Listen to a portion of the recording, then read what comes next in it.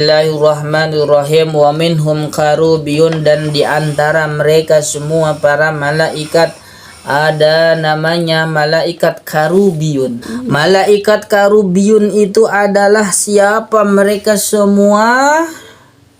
Mereka semua adalah ketuanya, Sadatul malaikat, gustinya, ketuanya malaikat.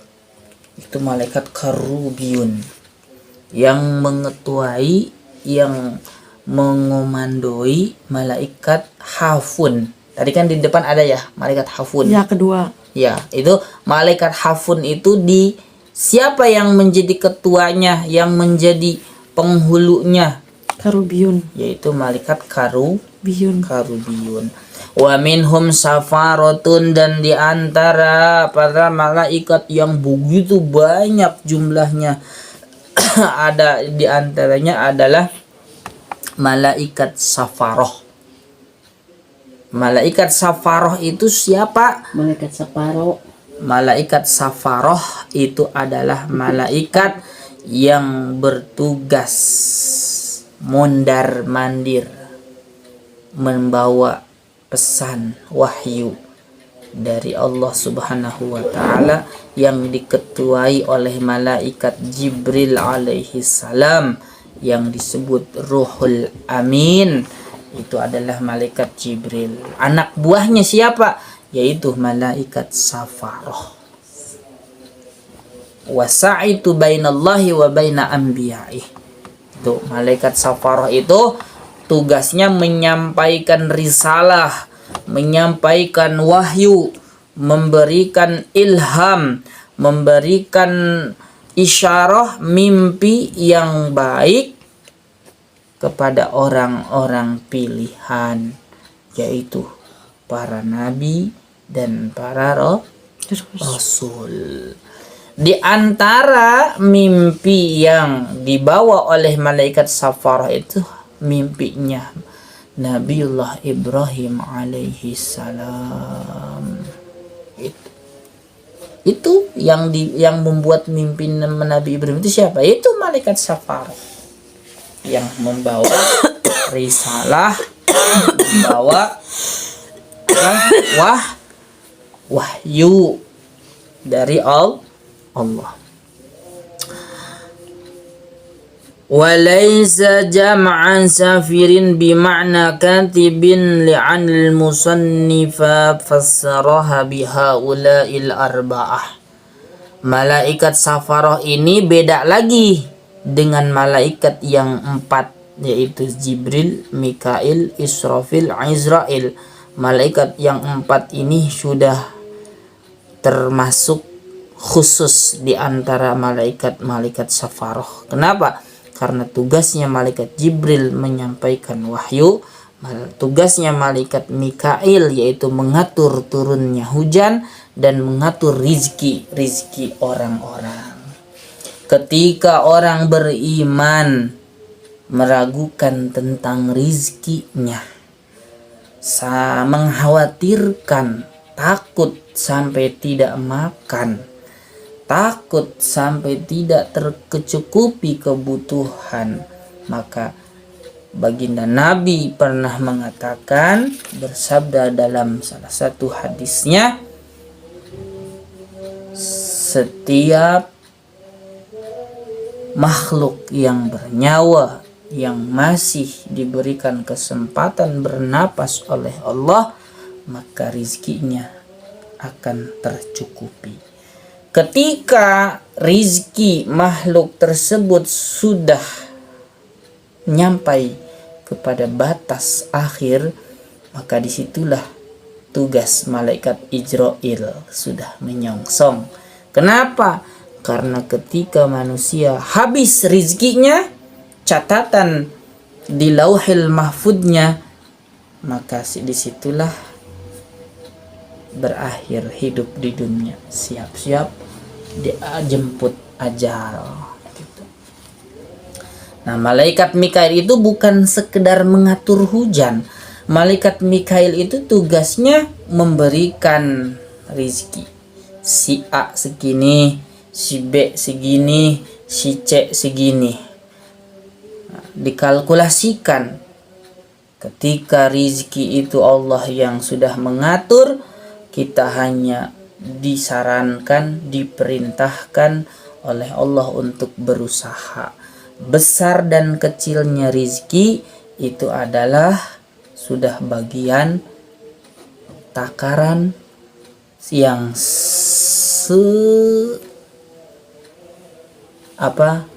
akurat mungkin dari Allah. Israfila dan malaikat Israfil itu adalah tugasnya nanti meniup sangkala trompet. Nah, sekarang juga dari mulai diciptakannya malaikat Israfil oleh Allah sampai detik ini, saat ini, malam Jumat yang sekarang tanggal 4 Safar, tanggal 1 September tahun 2022, jam 7 kurang 11 menit, malaikat Israfil selalu memegang trompet dan tidak pernah lengah, tidak pernah lalai sedetik pun. Ketika perintah dari Allah tiba untuk ditiupnya trompet, maka ketika itu juga trompet berbunyi, yang dalam satu keterangan trompetnya malaikat Israfil itu besarnya lebih besar dari dunia ini. Malaikat Israfil itu tidak pernah lengah, selalu taki-taki, siap-siap ketika bel berbunyi, tiup trompet, tet. Maka ketika faida nufikhati fis-sur, ketika sur trompet malaikat Israfil ditiup, bumi terbelah, langit runtuh, gunung-gunung berterbangan seperti anai-anai, manusia semuanya hancur binasa, tidak ada yang tersisa. Ketika itu trompet ditiup, dengan satu kali tiupan hancurlah sudah, tutup lawang si Gotaka, treng gitu. Wa Izraila, dan malaikat Ijrail itu adalah tugasnya mencabut nyawa. Ada kisah sedikit ketika malaikat Ijrail datang menghampiri baginda Nabi Muhammad sallallahu alaihi wasallam. Baginda Nabi bertanya, Ijrail, tolong panggilkan kawanmu Jibril, cari dia ada di mana. Ijrail menjawab, ya Rasulullah, kami kesini datang bukan hanya berdua saja, tapi Ijrail pun ikut menunggu di luar sana. Kata baginda Nabi, kenapa dia tidak ikut masuk?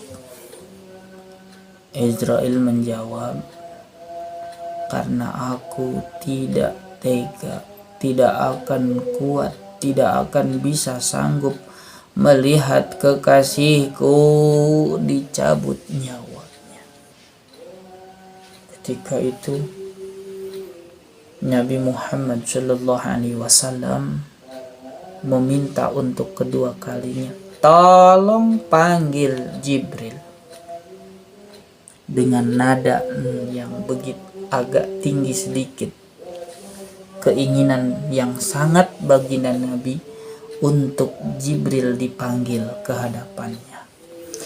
Ketika itu, dan malaikat Israel tidak mau membuat kekasih Allah menjadi bendu, menjadi murka, maka tidak menunggu untuk yang ketiga kalinya, langsung Israel memanggil Jibril. Ya Jibril, kamu dipanggil oleh baginda Nabi. Jibril menjawab, kenapa? Aku kan udah di sini aja nungguin, kata Jibril. Enggak, pokoknya kamu harus ikut, harus temui baginda Nabi. Ketika itu Jibril alaihi salam pun ikut dengan malaikat Israel dan membaca salam kepada baginda Nabi. Assalamu alayka ya Nabi Allah. Assalamu alayka ya Rasulullah.